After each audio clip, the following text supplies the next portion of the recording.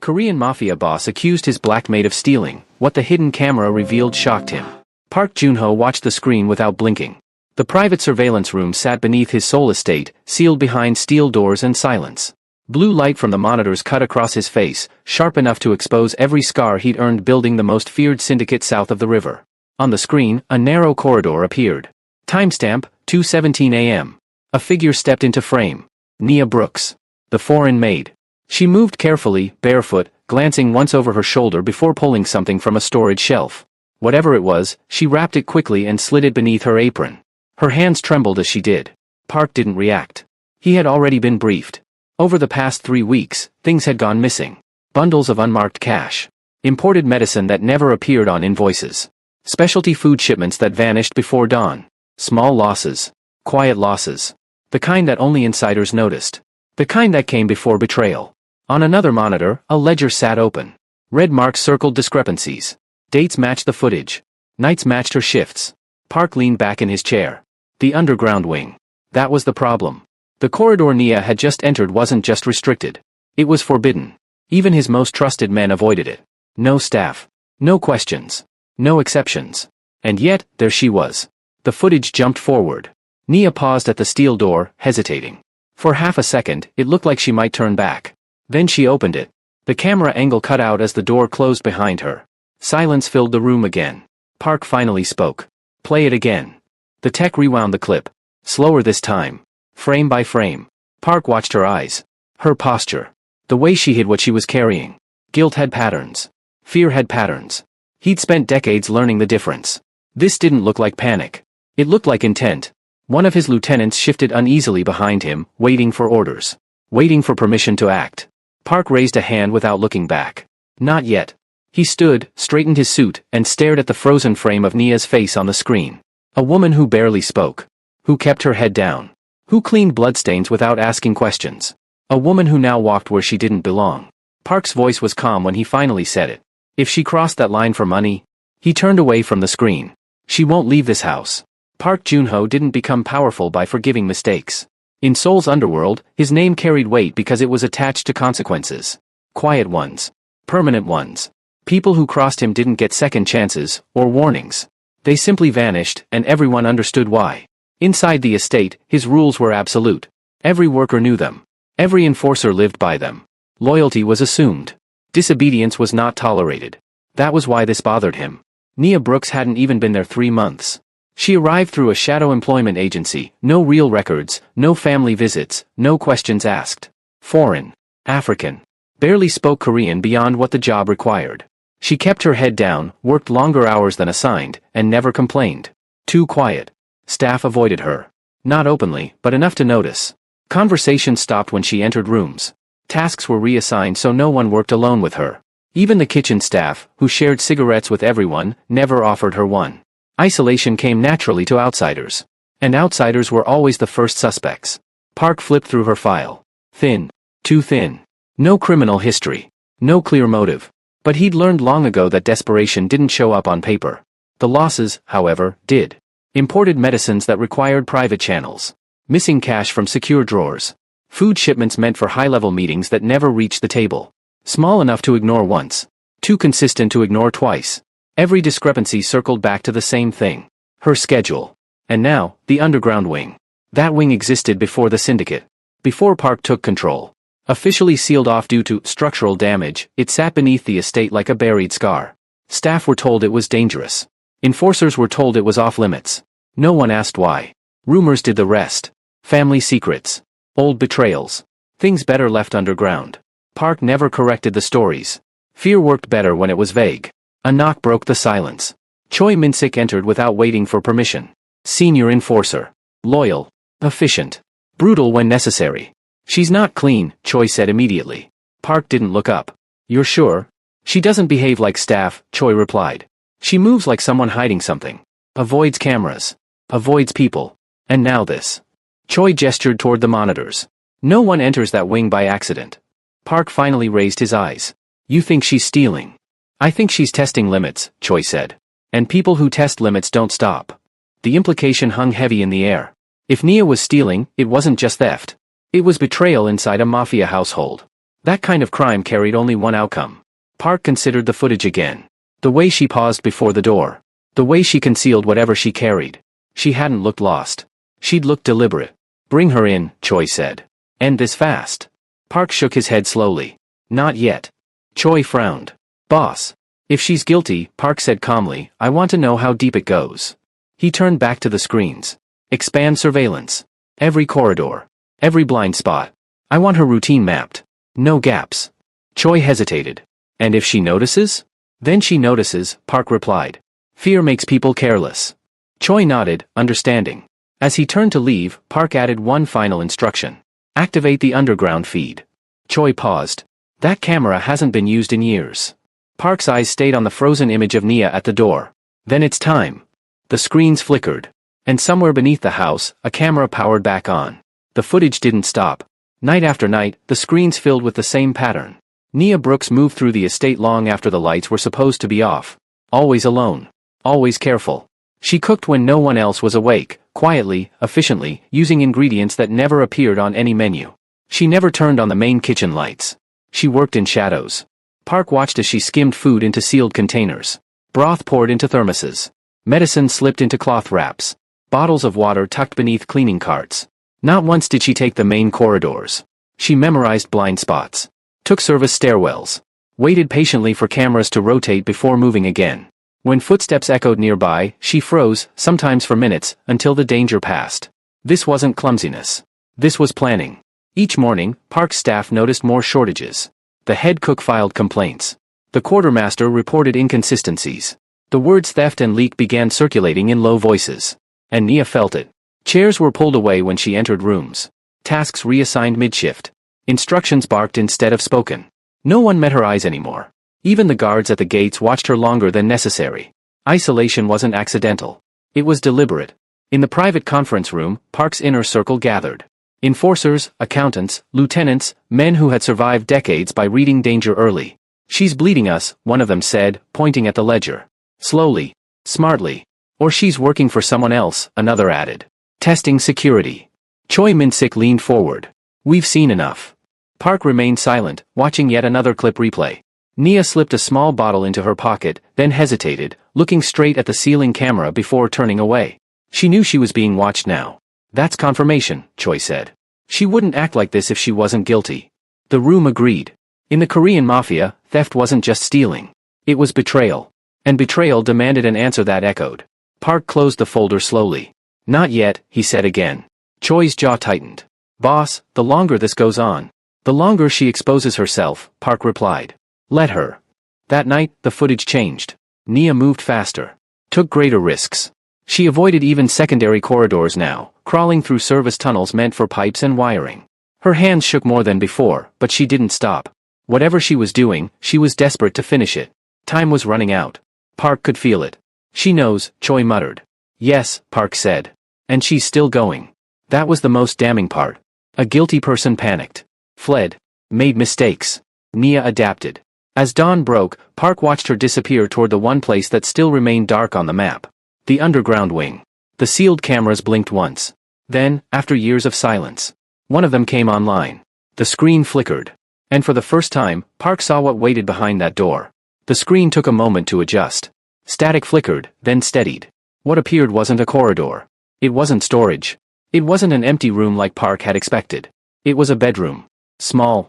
Bare. Lit by a single overhead bulb that hummed faintly. Medical equipment sat unplugged against the wall, coated in dust. A hospital bed occupied the center of the room. And on it, a woman. She was impossibly thin. Skin stretched tight against bone. Her hair hung in uneven strands, grayer than Park remembered. Her hands trembled as they gripped the edge of the mattress. Park leaned forward. He knew that face. Time had taken most of it. Hunger had taken the rest. But the shape of her eyes, the scar near her temple, the way she tilted her head as if listening for something no one else could hear. His older sister. Legally declared unfit years ago. Quietly erased from records. Removed from meetings. Removed from memory. Removed for her own protection. The room behind Park went silent. On the screen, the door opened slowly. Nia stepped inside. She didn't rush. Didn't speak at first. She closed the door carefully, as if afraid the sound alone might cause harm. From beneath her apron, she removed a thermos and a small bowl. The woman on the bed looked up. Her eyes sharpened instantly. Not confused. Not distant. Hungry. Nia knelt beside the bed and poured broth into the bowl. Her movements were practiced. Gentle. She tested the temperature before lifting the spoon. The first bite barely reached the woman's lips before she leaned forward, desperate, swallowing too quickly. Nia steadied her hand, whispering something the microphone couldn't catch. The woman nodded, embarrassed. She ate again. And again. Park noticed something then. A tray. Metal. Official. Stamped with the estate seal. Untouched. No food missing. No signs of use. It had been delivered. And left. The woman on the bed wasn't weak because she refused to eat. She was weak because no one had fed her. Nia wiped her mouth gently, offering water. The woman drank like someone who hadn't been allowed to in days. When she finished, she reached out and clutched Nia's sleeve, tight, afraid she might disappear. Nia stayed. She stayed longer than necessary. Longer than safe. Park's chest tightened. This wasn't theft. This wasn't betrayal. This was something else entirely. The room felt smaller now. The certainty that had filled it just minutes earlier began to crack, thin fractures spreading through every assumption Park had made. He raised a hand. Pause it. The image froze, Nia kneeling beside his sister, her face calm, focused, unafraid. Park stared at the screen for a long moment. Then he spoke again. Go back. The technician hesitated. How far, sir? Park didn't look away. Before this, he said. Before her. The footage rewound. Days. Weeks. Dates flashed across the screen as Park leaned closer, searching for the moment when everything started going wrong. And whatever he was about to find. He knew it would change everything. The footage kept rolling backward. At first, it looked ordinary.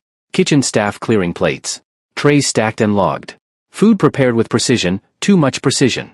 Park noticed it then, meals cooked carefully, plated perfectly, and returned untouched. Night after night. The logs said refused to eat. The footage said something else. One clip showed Nia standing near the waste bins behind the kitchen, staring down into them longer than necessary.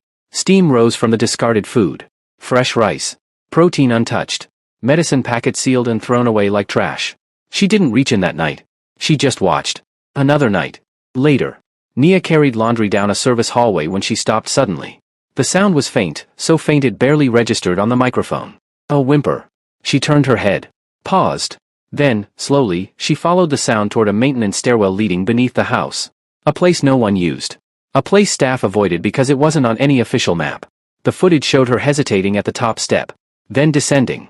The camera feed cut out as she moved beyond coverage. The next clip jumped forward. Nia returned an hour later. Her hands were shaking. She didn't speak to anyone. Didn't look back. She went straight to the kitchen and filled a bottle of water from the filtered tap reserved for Park's family. That was the first night. Park watched the pattern form in reverse. The second night, Nia took bread. The third night, broth. By the fifth, she took medicine. The footage finally caught what she had found. The sister. Earlier than the scene Park had already seen. Worse than he had imagined. She lay on the bed barely conscious, lips cracked, eyes dull, not from illness, but dehydration. When Nia approached her, the woman flinched, afraid she would be punished for speaking. Her voice was hoarse when she whispered. They said I have to learn. Nia froze. The woman's fingers curled weakly around the bedsheet. They said if I eat, I'm disrespectful. Park felt something break inside his chest. The next clips answered questions Park hadn't known to ask. Senior staff entering the underground wing. Trays delivered without care. Threats spoken calmly. Papers placed in trembling hands. Sign here. Eat later. Obey first. Each document carried Park's seal. Each order had been interpreted, twisted just enough to become cruelty. Park had ordered isolation. They had engineered starvation. The footage showed Nia making her choice. She could have reported it.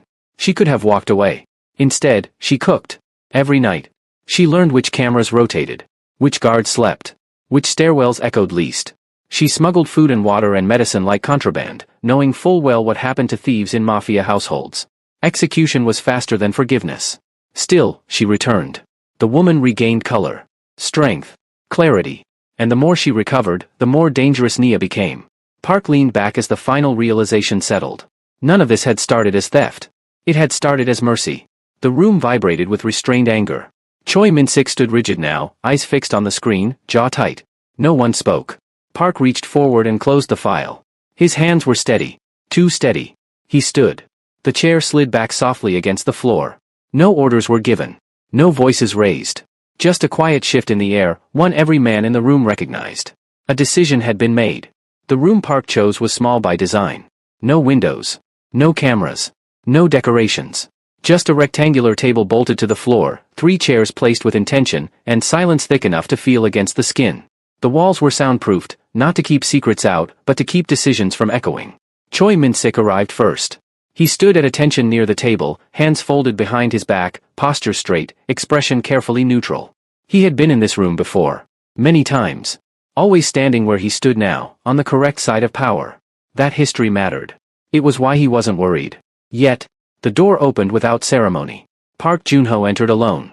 No guards. No lieutenants. No witnesses. That alone shifted the air. Park didn't sit. He didn't even look at Choi at first. He walked to the table and placed a single folder at its center. The sound it made when it touched the surface was soft, but final. Choi's eyes dropped to it. He recognized the material immediately. Heavy stock. Official seal. Park seal. Inside were printed stills pulled directly from the surveillance archive. Each image was time-stamped. Catalogued. Annotated. Not accusations, records. Evidence. Choi glanced at the first page. Then the second. He didn't touch them yet. Just looked. His jaw tightened slightly. Not fear. Calculation. You misunderstand, Choi began, already shaping the explanation in his mind. Park raised one finger. Not sharply. Not angrily. Just enough. Choi stopped mid-sentence. The silence that followed wasn't awkward. It was deliberate.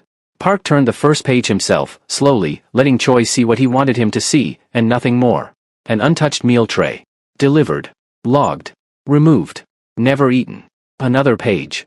Audio transcript. Calm voices. Words chosen carefully to sound reasonable.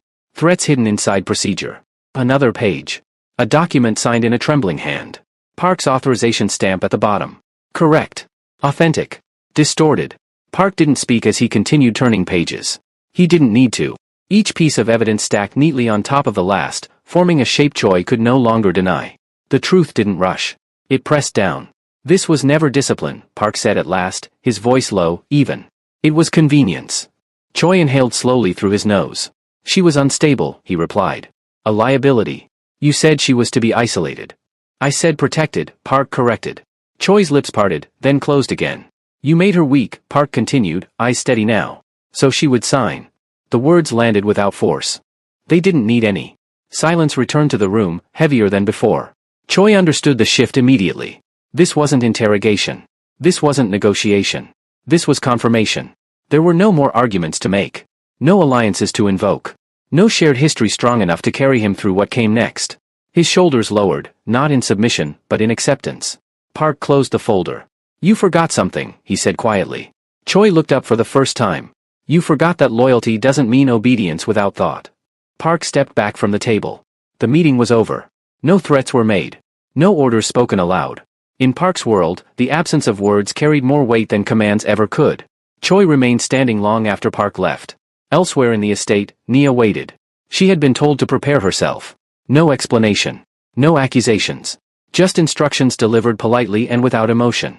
The guards outside her quarters stood still, eyes forward, hands visible. They didn't speak to her. They didn't have to. Nia folded her hands in her lap and stared at the floor. The room felt colder than usual, though nothing had changed. Every sound, the ticking clock, the hum of the lights, felt amplified. This was how it ended, she told herself. Quiet. Efficient. Unremarkable. She thought of the underground room. Of the woman's hands clutching her sleeve. Of the nights she almost turned back, and didn't. If this was the cost, she had already accepted it. A knock came at the door. Not heavy. Not rushed. Controlled. A guard opened it and stepped aside. Park Junho will see you now. Nia stood. Her legs felt unsteady, but she walked anyway. Down corridors she'd cleaned 100 times, past faces that wouldn't meet her eyes. No one spoke. No one stopped her. She reached the door. Inside, Park stood by the table. No folder now. No chair offered yet. Just him. Nia bowed her head. I'm sorry, she said quietly. I didn't steal for myself. Park studied her for a long moment. She waited for the judgment. Instead, Park spoke a single sentence. Sit. She hesitated, then obeyed. Park didn't accuse her. Didn't ask her to explain. He already knew. Instead, he placed a glass of water in front of her. A small gesture. Deliberate. Nia's hands trembled as she wrapped her fingers around it. You believed you were doing the right thing, Park said. Yes, she replied. Even if it meant death, Park finished calmly. She nodded. Park turned his gaze away briefly, toward the blank wall. Somewhere deep inside the estate, doors were being opened.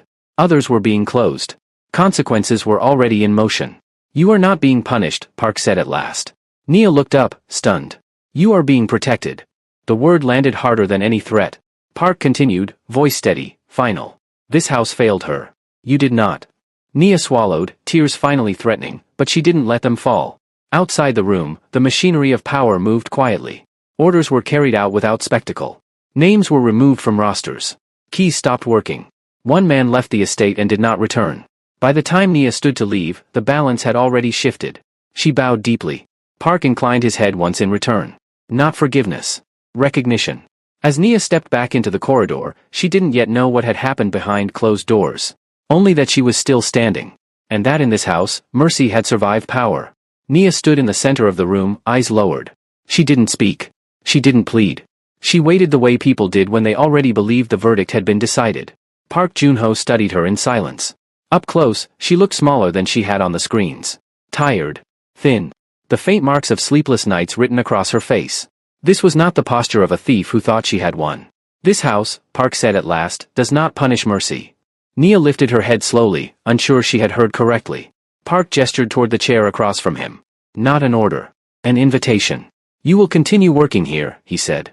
Under my protection. No one will interfere with you again. The words landed carefully. Deliberately. Nia swallowed. Sir?